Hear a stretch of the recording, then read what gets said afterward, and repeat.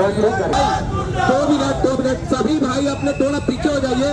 वरिष्ठ जो लोग हैं उनको थोड़ा सामने आने दीजिए। जितने हमारे युवा मोर्चा के साथी, मुर्दाबाद मुर्दाबाद मुर्दाबाद मुर्दाबाद, मातरम मातरम माता की।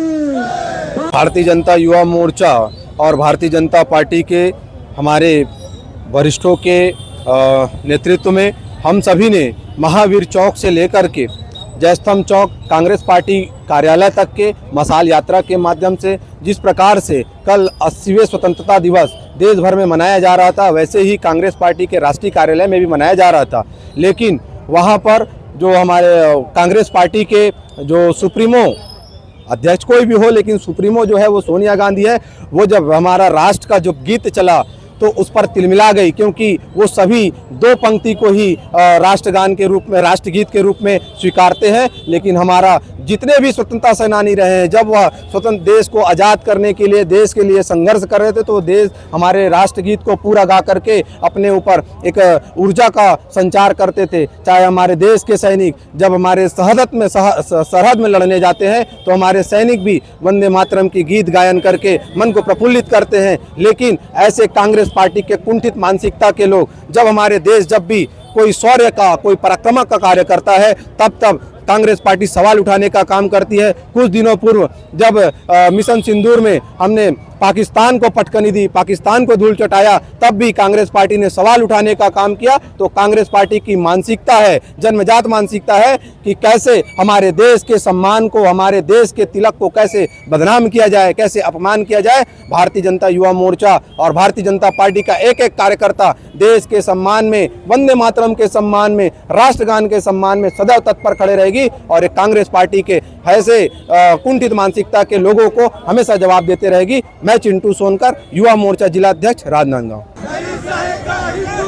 वंदे मातरम का ये अपमान नहीं सहेगा हिंदुस्तान, वंदे मातरम का ये अपमान नहीं सहेगा हिंदुस्तान। कांग्रेस पार्टी माफी मांगो, माफी मांगो, माफी मांगो, कांग्रेस पार्टी माफी मांगो। भारत माता की वंदे वंदे माफी मांगो, माफी मांगो।